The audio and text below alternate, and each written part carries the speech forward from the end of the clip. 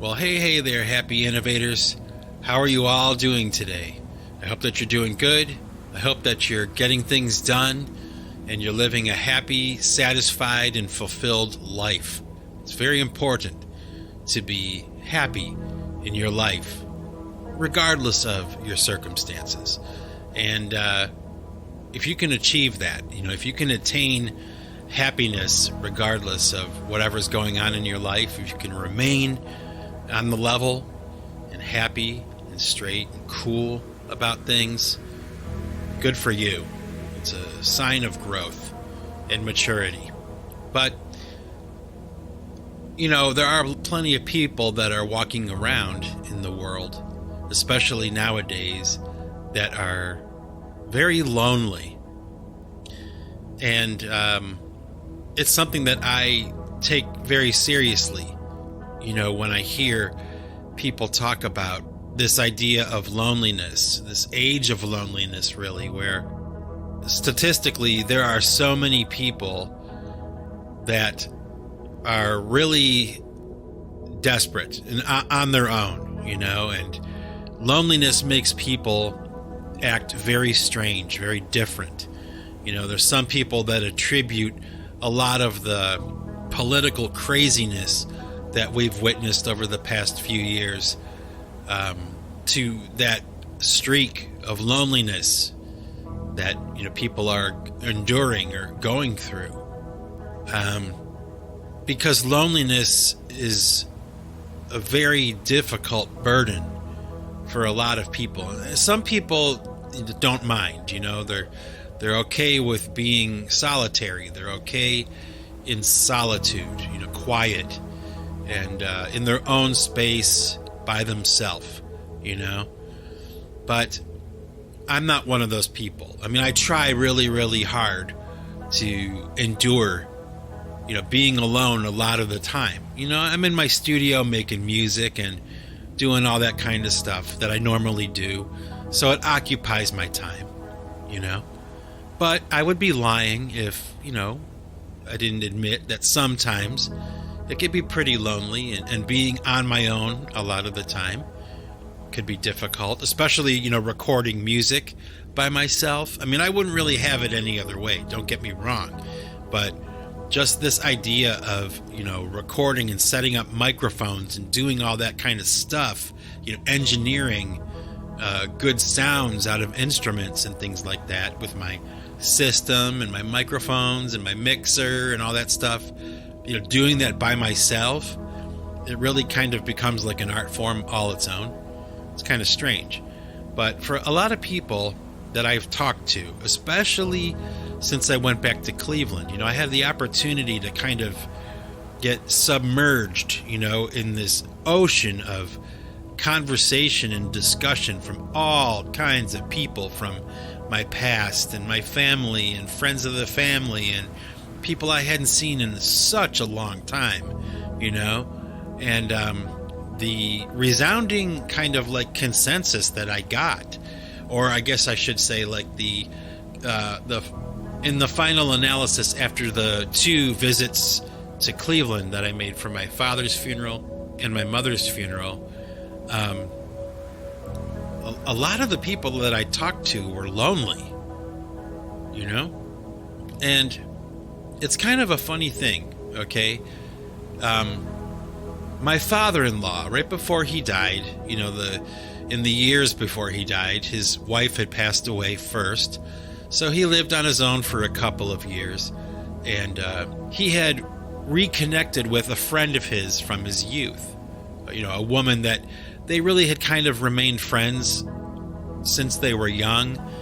Every year they would send a Christmas card, and they were friends. That's it. They were never romantically involved. They were just friends. So that notion that men can't be friends with women, I don't know. That's kind of bullshit to me. But after my father-in-law died, this woman had just lost her husband, and she was kind of like stranded, like emotionally stranded.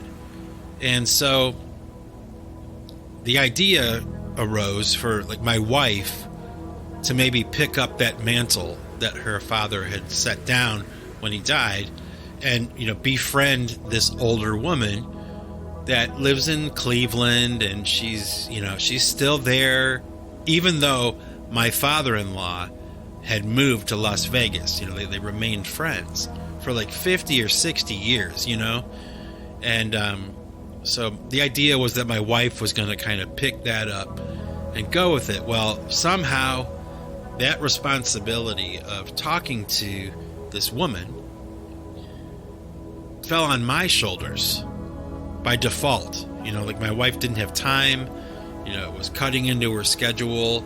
I make my own schedule so I could fit, a phone call in every once in a while and talk to this lady, and never met her before, don't know her, just kind of keeping tabs on her, making sure that she's okay, because she's all by herself and very lonely and older, and over the past couple of years, having these regular phone conversations with this woman that I still have never met, believe it or not, in person, we've become friends, like real friends, which I think is hilarious because I'm, much younger. She's like 80 years old or something. I'm like 50, but I can talk to anybody, and it's one of my strengths. I don't have any inhibitions when I'm talking to people. I'll give anybody my time. Not a big deal. But we've become really close friends. And I've really grown to really care about this lady. And it's really kind of an interesting experience because I'm learning like a lot of different things from this older woman that normally like a guy my age would never really get to know about an elderly woman. She's not my mother. She's not a relative. There's really no connection between her and I other than she used to be friends with my father-in-law, and she's kind of opened my mind and opened my eyes to a lot of different things about being older, about being on your own, and like I said, being lonely, her perspective on politics, her perspective on money, how that should be dealt with. She was, when she was younger, a professional woman, and she's old school. Really, not only is she an elderly woman, but her thinking, her behavior, her manners, her thoughtfulness, her kindness is so different than really anybody else that I speak to these days. She just has a whole different vantage point, a whole different point of view. She just has like a completely different prerogative than anybody else that I know. And it's pretty cool. It's a good experience, but it is kind of sad in a way because I'm hearing a lot from her, okay, and from other people too, about how lonely they really are. When I was at the funeral for my mother, there was a woman who had been friends with my mother, well, before I was born. They were best friends, and she was there at my mother's wake, and I hadn't seen this woman in forever, elderly woman now, and I'm like talking to this lady, this friend of my mother's, at the wake, and oh my gosh, her life is like a catastrophe. Her children have kind of like left. They don't live in Ohio anymore. They don't really talk to her too much anymore, from what she was explaining to me. She's very lonely. Her husband had died about, like 2015. her husband died, and my uncle, for all intents and purposes. It's just fascinating to talk to this woman because, again, okay, she's an elderly woman. She's not my mother, okay, but she's my mother's friend. So there's different kinds of questions that I can ask, especially about my mother, because they were friends. So I get a completely different perspective about my own mother, my own mom and my own dad, and really my whole family from this one woman. It's so fascinating to me. It sounds like arbitrary, right? It sounds like it's not that big of a deal. It sounds like, what would be interesting about talking to this elderly woman, But believe it or not, I think I've kind of come around to the thinking where I think that it's easier to talk to older women than it is to talk even to younger women. Like, older women have a different perspective. They have a different attitude about almost everything. Okay? And it's an interesting thing to listen to somebody talk about my mother, like she's somebody other than my mother, because to this friend of my mom's, okay, this aunt, this informal kind of like lady who was my aunt, okay, she's giving me her perspective. She remembers when I was born. She remembers when I was really little, an infant. I couldn't even crawl yet. And she was talking about how I would laugh, like I was just this little baby, and I had like a really strong like belly laugh, even as a little baby, And it's so cool to talk to somebody like that. It's fascinating, Think about it. But again, back to this idea, like, she's very lonely. And I think, there's this line, this song by the group Keen. They have a song called Atlantic. And in that song, there's a line that goes something like this, like, I don't want to be old and sleep alone. An empty house is not a home. I don't want to be old and feel afraid. And incidentally, really, that friend of my mother's, my aunt, my informal aunt, she's having surgery right now. So she's an elderly woman having very invasive surgery, very serious surgery today. She's having it today. And she's terrified, but she doesn't have anybody there with her at the hospital. Like, I almost wanted to go with her. I wanted to make a trip back home, but I don't think that would be possible right now for me. But I'm trying to keep in contact with her, trying to help her through, help her not feel so lonely, and remind her how much that I care about her, right? How much I love her and how great she was when we were growing up. And oh my gosh, when I was little, she was just so great to me and my brothers and sisters. She was always around.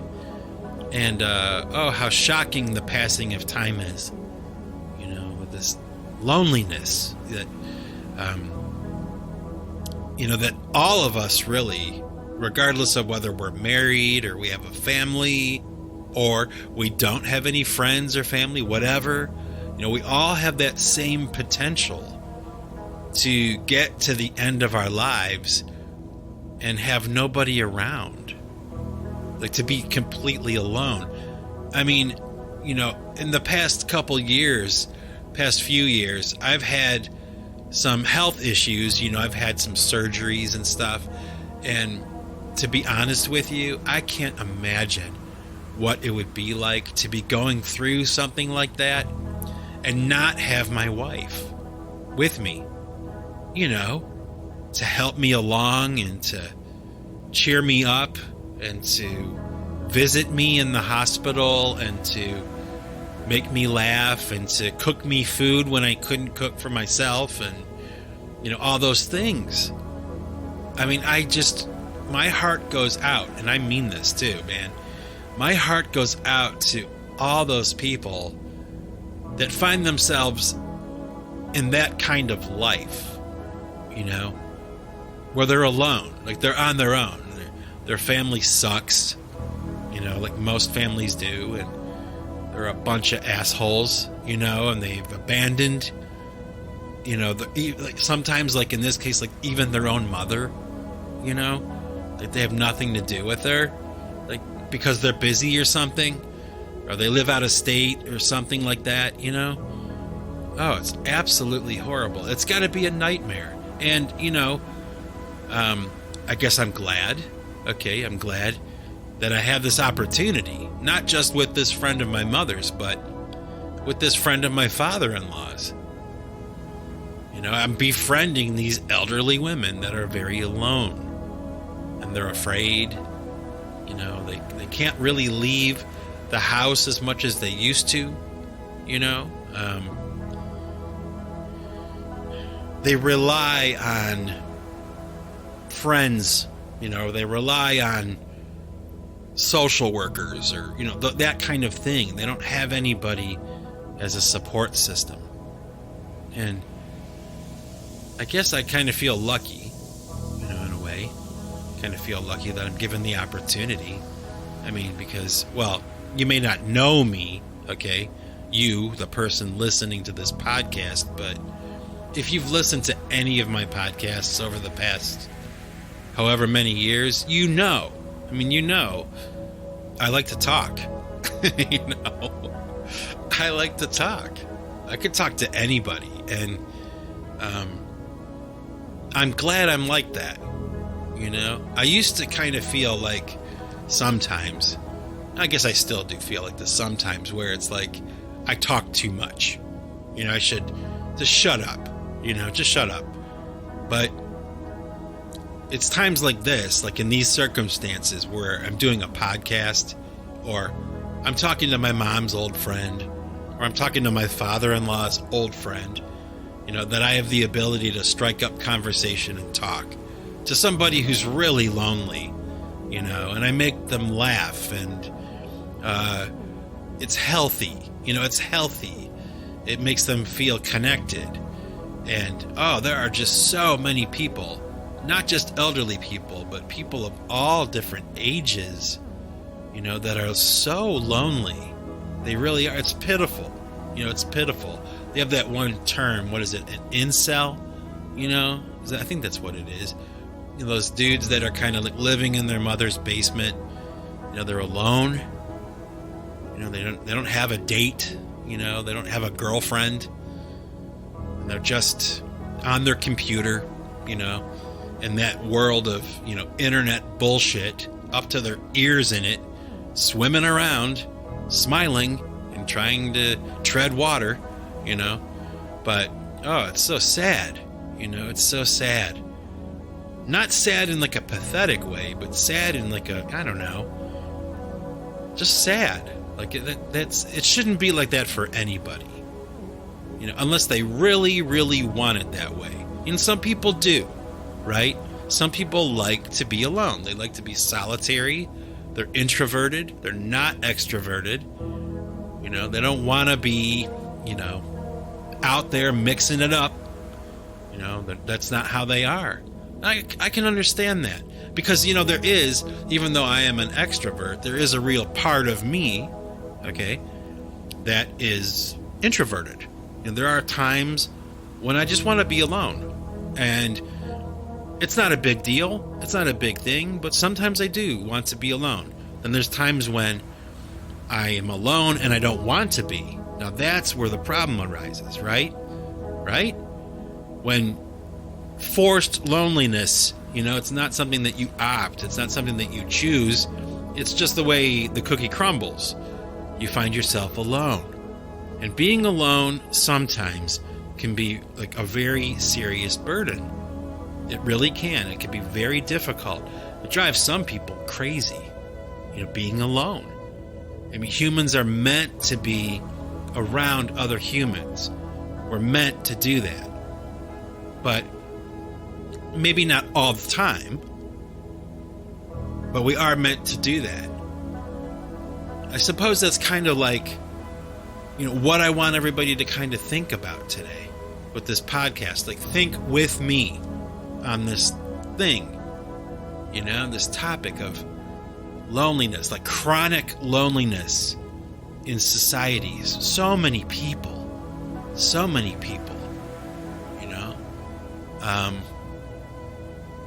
it makes me sad, especially when it's somebody that's young. That's a completely different thing. I mean, these older women that I'm, befriending and talking to, they were married and they had a husband and they had a long marriage and they had children. They had a full life, but now they're alone. Okay. But imagine being a younger person. You never really had a girlfriend. You never really had a wife. You're alone. Like, you're alone. And I don't know for sure, but I would imagine that dating, like nowadays, for guys especially, it's gotta suck. I mean, it's gotta be the worst, I don't know that, though. I don't know. Maybe I'm wrong. Maybe it's a blast to be 21 years old and, going through or getting out of college, But when I visited Cleveland this last time, it's really the only opportunity I get to be like fully immersed in like this ocean of people that I know, and I know them all. All of them want to give me like a little bit of time, and I want to give them a little bit of time. So we wind up talking and exchanging and kind of seeing where we're at. And a lot of the people that I spoke to, not just the older folks, but the younger folks, man, they're confused. They're confused. They're lonely. They don't really know what to do. They don't really have anything going on, And I can relate to that. I can, in many ways, but in some ways I can't. Because ever since I was really young, I had something that I wanted to be doing. Music was something I wanted to be doing, and that forced me, to be out there mixing it up with people. Like, if you're going to be a musician, if you want to be in a band and you want to write songs and you want to play in front of audiences, you are going to be forced to be dealing with lots and lots of people. And there's a part of me that liked that, and there's a part of me that didn't. There are aspects of it, like pros and cons, just like anything else. But I always knew what I wanted to be doing. I always had something to do. If I didn't have a girlfriend, which I almost always had a girlfriend, I guess I consider myself lucky that way, but maybe not lucky. Maybe that wasn't the right word. But even if I didn't have a girlfriend, even if I wasn't like interacting with somebody intimately, bearing my soul to someone at that time, my 18-year-old self or whatever, 20-year-old self, 25-year-old self, I always had a plan. I always had a thing I needed to be doing. I always had to be to band practice on Tuesday, no matter what. You know what I mean? I always had to play a show on the weekend, work a job, There's some dudes, and women too, young ladies that I spoke to when I was in Cleveland the last time, that they don't have anything going on. They don't have anything.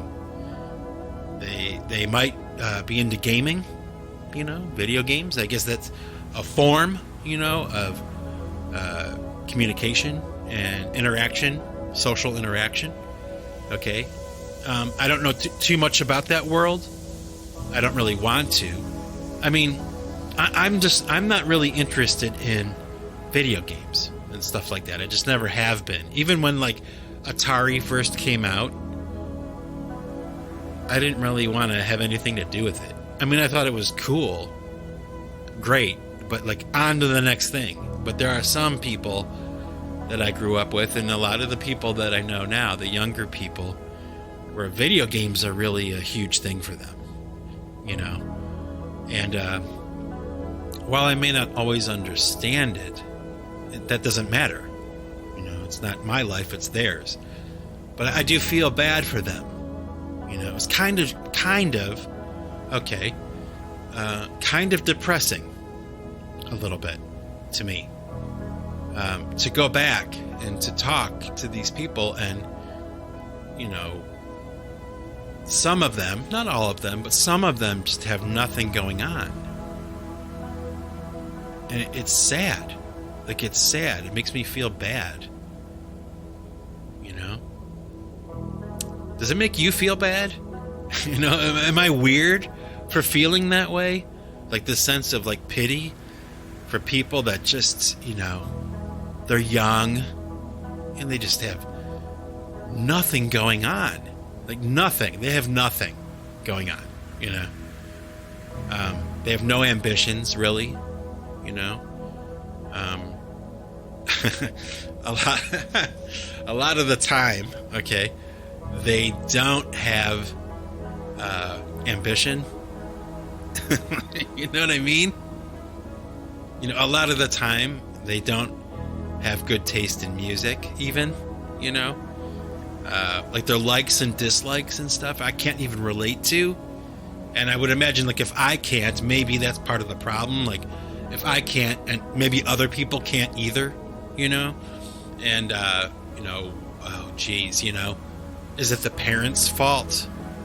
You know, when their kid, you know, is socially awkward or something, is that their fault? Is there someone to blame? I don't know.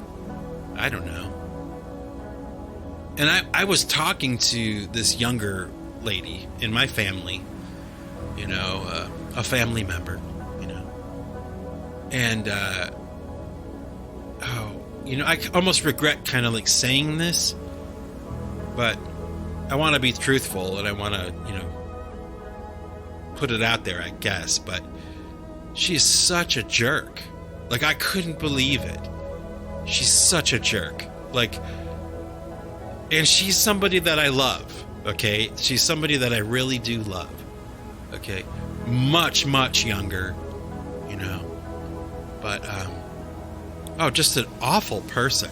Like, her attitude, and, oh, geez Louise. You know, it's like one of those things where, I would try to be complimentary to her, you know? I would try to encourage her and say kind things and be cordial and all that, right? And she was like so socially retarded that she was kind of like taking what I was saying as an insult. Like if I said, oh my gosh, when you were little, you were such a cute kid, you know? Well, what are you trying to say? That I'm ugly now? No, that's not what I'm trying to say.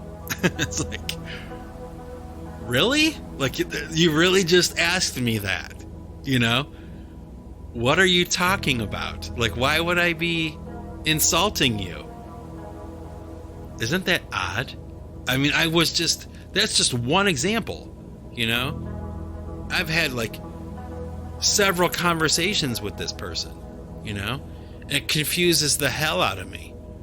And eventually I just got to the point where it's like, she's so difficult to talk to and so bitter and like, I don't know. I mean, you know, maybe, a little whacked out. Okay. Maybe she's a little wacky, you know? And I'm not just saying that to be funny, you know, maybe she needs some therapy, you know? Maybe we all do, okay? So I'll say that. Maybe we all need some therapy, right? But, oh my gosh, this experience of talking to a younger person who's that bitter and that jaded and negative and, what the hell? Like, why would you ever want to spend time with somebody like that? I don't. I don't want to. If she really needed my help, she knows that I would help her. She knows that. At least I think she does. And, but there again, just another example, like this, I guess, maybe it's not just the loneliness. It's like this weird kind of spirit has descended upon the earth, in the past 4 years. And people's outlooks are so negative, and their lives are so mundane, and they're not excited or enthusiastic about anything anymore. And they don't even know what they like, and they don't even know what they want to do or what they would dream of doing or anything like that. It's a little bit sad, okay? And actually, it's a lot sad. It's a lot sad. Sometimes, it gets to be pretty heavy.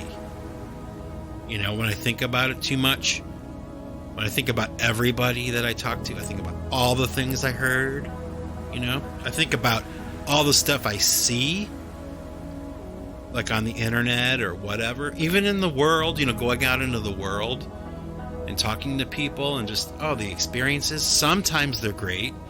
Usually they're okay, but sometimes they're awful. People are miserable.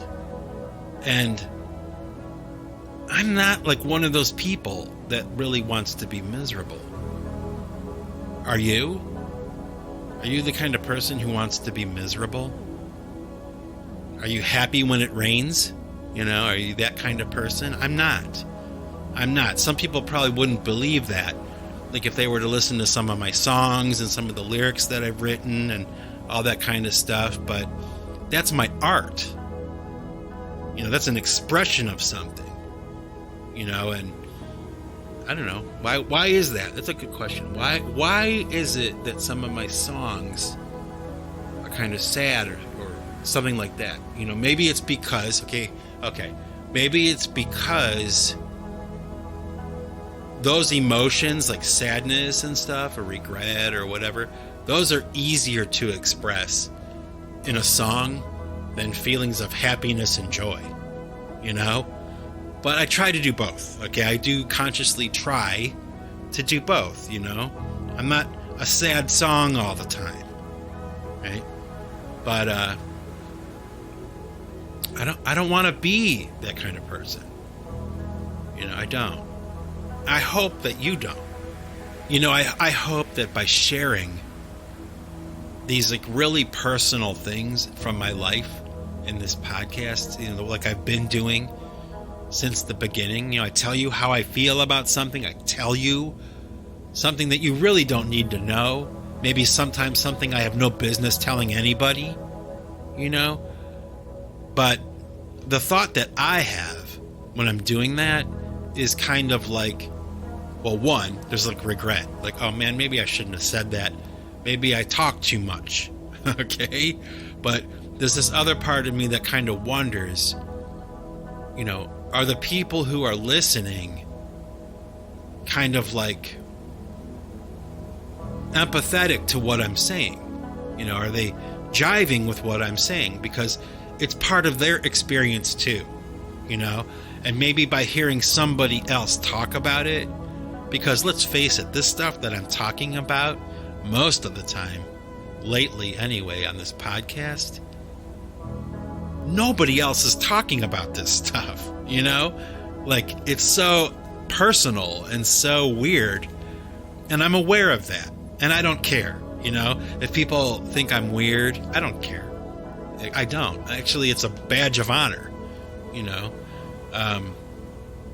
But I do wonder, like, are some people that are listening kind of feeling me, They know where I'm coming from because they've experienced a little bit of it themselves. And I've gotten enough response and I've gotten enough comments to know that really is how it is. for people that I talk to, or people that listen to my podcast.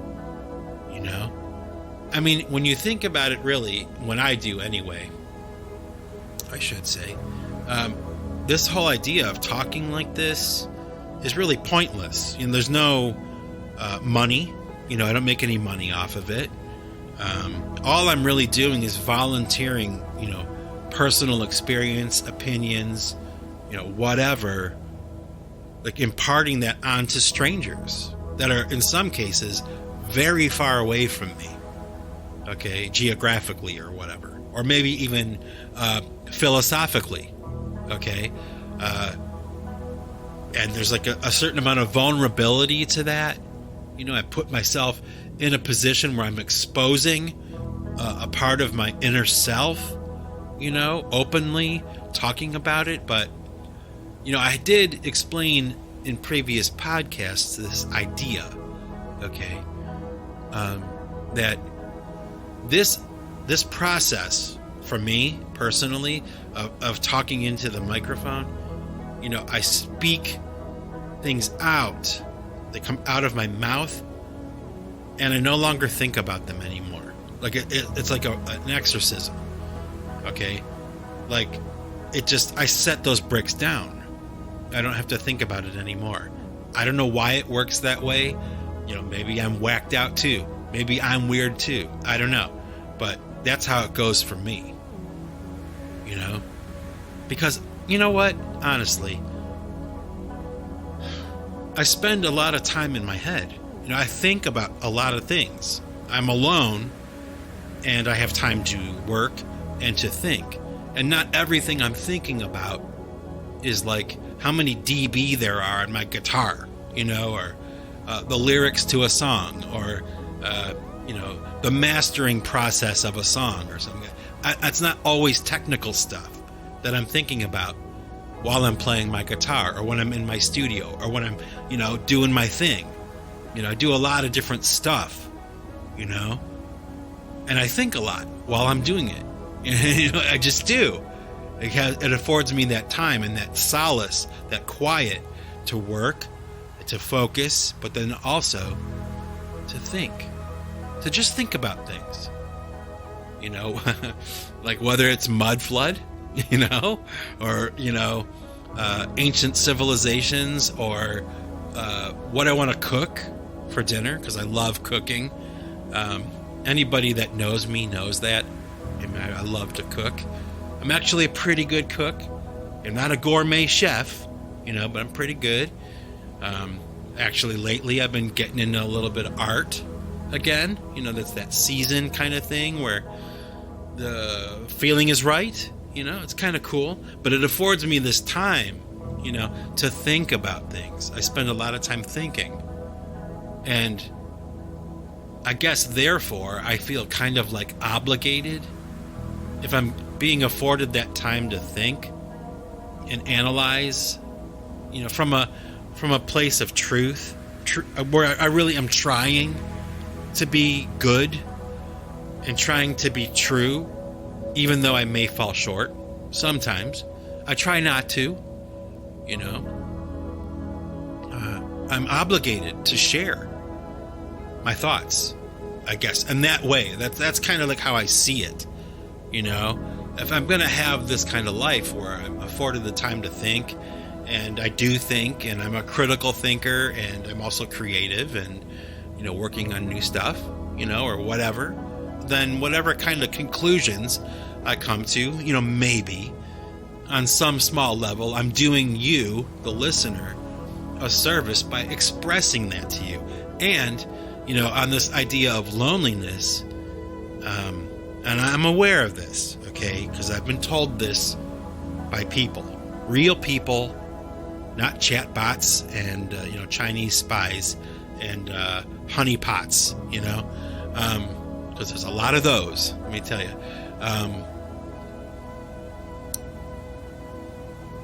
Some people rely on this podcast because they're lonely, you know, and my voice is a voice that's in their ear, you know, and it's not threatening, It's not critical of them.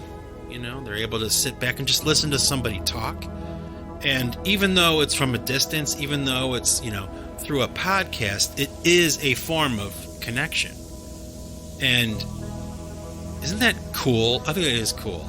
If we're going to talk about this loneliness thing and all that, the dark side of it, the upside of it is that we, while we live in this time of darkness and sadness and loneliness and people that don't know what to do, there's nobody with them, they're on their own.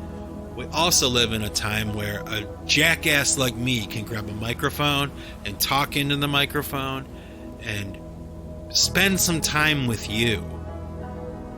And even though I'm speaking into a microphone to probably, at this point, like thousands of people, I am, at least for that brief moment in time while you're listening, I am truly talking to you.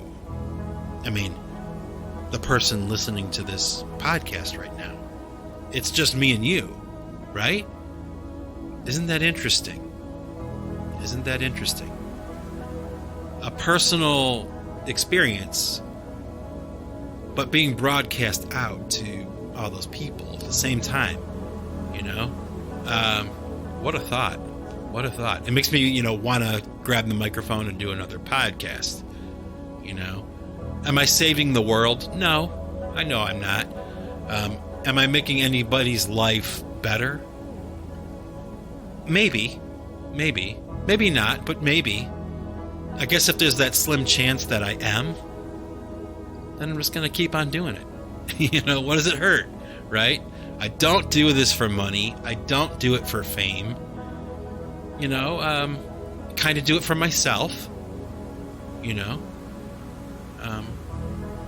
but really, at the end of the day, I'm really kind of doing it for you and me. It's for the both of us. And that's kind of a beautiful thing to think about. I think I'm going to end the podcast there, with those thoughts, because it's really something that I like to think about. You're not alone out there, You're not alone. You got the Singularity Podcast, You've got me, if you really needed to talk to me, if somebody really needed somebody to talk to, I would probably do it. They were lonely, no promises though, because, I don't want to be spending my entire day like on the phone, talking to people. I like to get things done. So, but I am offering this time to you, my happy innovators. Yeah. So I'm going to leave the podcast there for today. Now, I told you guys, remember, I told you that I was going to be making more podcasts regularly. I'm getting back on the horse. So far, I'm doing pretty good. You got to admit, this is the third podcast I've done in the past 3 weeks, I think. So, just saying, I'm honoring that pledge so far, And so with that, my happy innovators, have a great weekend. Try to stay out of trouble and have some fun. Try not to be too lonely if you are. And if you're not lonely, try to have a great time, with the people that you love and the people that are around you. Be present, be in the moment. Turn off your phone and talk to people. You'd be surprised at where things could lead. So, remember, folks, if you want to keep what you've got, okay, you've got to give it away. Take it easy, everybody.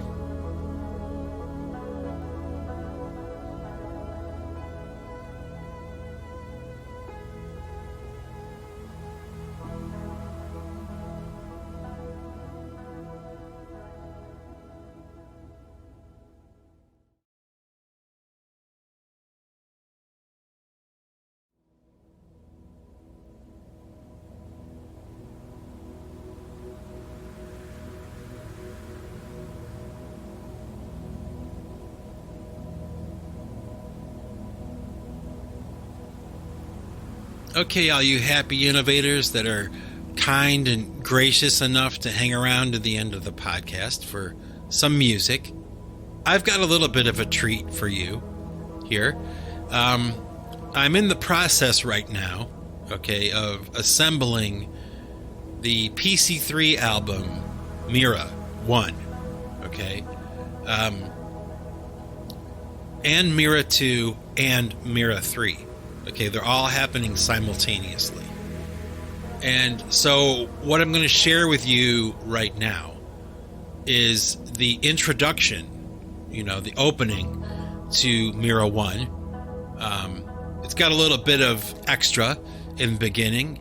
Then it goes into a song that you've never heard before. It's brand new. It's called Equinox. And then I'm going to go into the Aegis Destroyer. That's going to be the first opening of the album, and then I'll cut it off there. That's all you get for now.